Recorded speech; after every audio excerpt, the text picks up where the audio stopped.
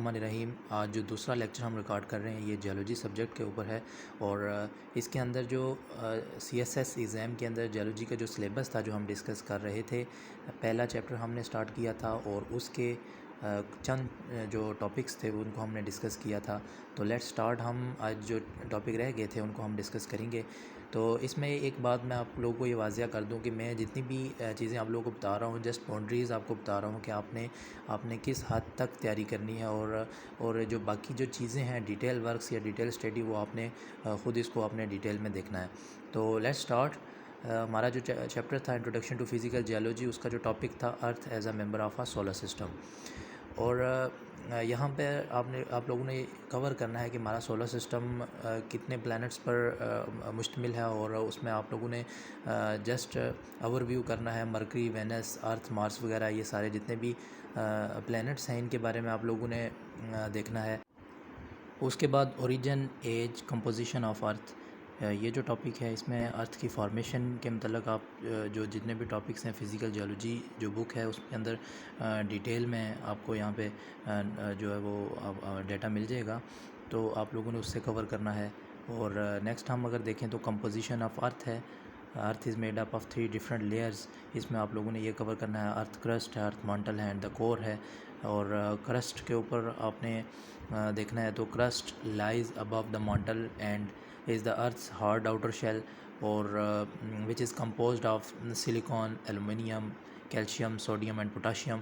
और क्रस्ट को 2 पार्ट्स के अंदर डिवाइड किया गया है, उसको आपने कवर करना है। कॉन्टिनेंटल क्रस्ट है एंड देन ओशानिक क्रस्ट है। ओशानिक क्रस्ट है उसमें आप लोगों ने ओशानिक क्रस्ट की फॉर्मेशन है, उसके थिकनेस और कंपोजिशन के बारे में आप लोगों ने देखना है।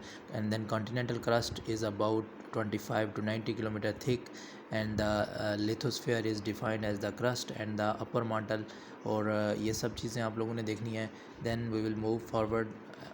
और उसके बाद हम देखते हैं the thin oceanic crust is composed of primarily of basalt and the thicker continental crust is composed of granite. ये सारी चीज़ें आपने देखनी है। देन आप मंटल के ऊपर आ जाते हैं। तो इस लेयर को आप लोगों ने, ये जो मंटल है ये सबसे थिक लेयर है अर्थ की। और the layer above the core is the mantle which is about 1800 miles 2900 kilometre thick and the makeup of nearly 80% of the earth's total volume. और it is composed of olivine rich rock mainly silicon, oxygen, magnesium, iron, aluminium and calcium. इसको भी divide किया गया है upper mantle and lower mantle के अंदर।